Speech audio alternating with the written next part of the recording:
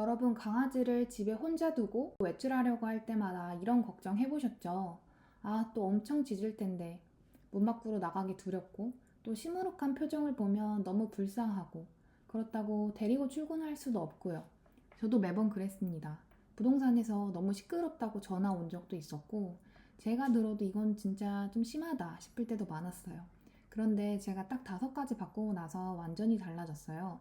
이거는 특별한 훈련법 같은 게 아니라 주인이 잘못 알고 있던 아주 사소한 습관들에 관한 거예요.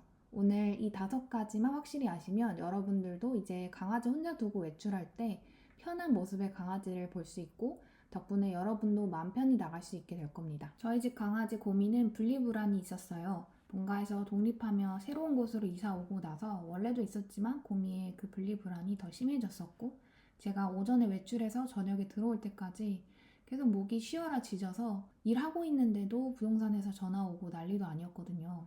어떻게 훈련시켜야 할지 감도 안 오고 지금 당장은 나가야 하니까 정말 이웃들에게도 고미에게도 너무 미안해서 이러지도 저러지도 못했던 기억이 있어요. 위에 하지 말아야 할 5가지는 사실 제가 다 했던 것들이지만 지금은 절대 하지 않는 행동이에요. 첫 번째는 정신없이 나가지 않기. 여러분 이런 생각 혹시 해보신 적 있으세요? 시골 강아지들은 왜 분리불안이 없고 유독 도시 강아지들만 분리불안이 있을까? 시골 강아지들은 주인이 멀어지는 모습을 시간을 두고 천천히 바라볼 수 있었지만 집에서 키우는 도시 강아지들은 현관문을 사이에 두고 주인이 갑자기 없어져 버리잖아요. 저도 예전엔 현관 앞에서 거의 인간 허리케인이었거든요. 그렇게 초조해 보이는 주인을 보는 강아지는 자기도 덩달아 초조해집니다. 그러다 주인은 현관문 뒤로 뿅 하고 없어져요. 강아지는 너무 당혹스럽습니다. 초조하고 당혹스러운 마음이 가라앉혀지지 않으니 막 짖는 거예요. 이렇게 10번만 반복하면 분리불안 없던 강아지도 분리불안 생길 거라고 확신합니다. 그러면 어떻게 해야 할까요? 조금 더 일찍 일어나 여유있게 준비하는 모습을 보여주거나 어쩔 수 없이 서두르는 모습을 보였다면 그 상태로 바로 외출하지 않고 가만히 옆에 앉아서 2분 정도 깊게 숨쉬는 소리를 들려준 뒤 천천히 현관으로 향합니다. 강아지가 만약 같이 따라 나가겠다고 발 뒤로 따라온다면 강아지에게 다가가면서 현관문과 거리를 멀게 해줍니다. 그리고 따라오지 않을 때까지 이렇게 반복하는 건데요.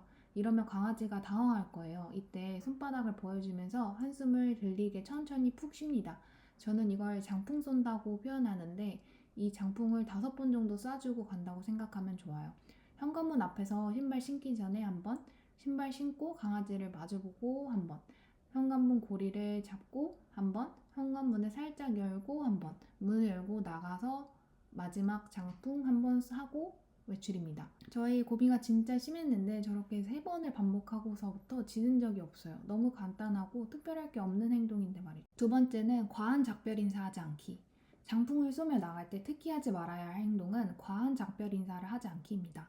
금방 올게, 잘 있어, 미안해 하면서 길고 리듬감 있게 말하지 않는 것입니다.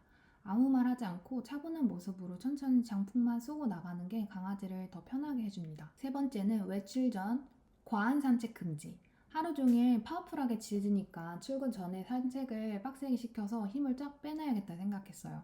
그러면 힘들어서 덜 짖지 않을까 하고요. 근데 결과는 더 짖었어요. 왜냐면 급하게 산책을 하고 또 집에 오니까 더 흥분된 거죠. 만약에 산책을 할 거라면 차분해질 수 있도록 느긋한 느낌의 산책을 가볍게 하면 좋습니다.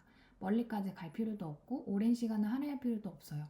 만약에 강아지가 산책을 해서 너무 신난다면 가만히 서 있다가 차분해지면 따라가고 또 너무 흥분하면 또 멈췄다가 다시 따라가고 이렇게 반복하다 보면 차분한 산책을 할 수 있게 됩니다. 외출 전에 간식 금지. 간식에 정신을 팔려서 차라리 너한테 관심 없길 바라는 마음으로 작은 간식들을 이곳저곳 흩뿌려서 던져놓고 갔던 적이 있어요. 그 순간은 간식을 찾지만 그 간식을 다 찾아 먹고 난 후에는 오히려 더 크게 짖었어요. 그래서 아직 분리불안이 다 해결되지 않은 강아지에게 외출 전 간식은 오히려 역효과라는 걸 알게 되었습니다. 노즈워크 간식이나 개껌 같은 경우도 어느 정도 혼자 차분하게 있을 수 있을 때 주고 가는 걸 추천드립니다. 마지막 5번째, 우리 강아지는 안 짖으니까 괜찮구나 생각하지 말기. 이게 제일 무서운 착각이었는데요. 나중에 고민은 안 짖고 조용히 있었거든요.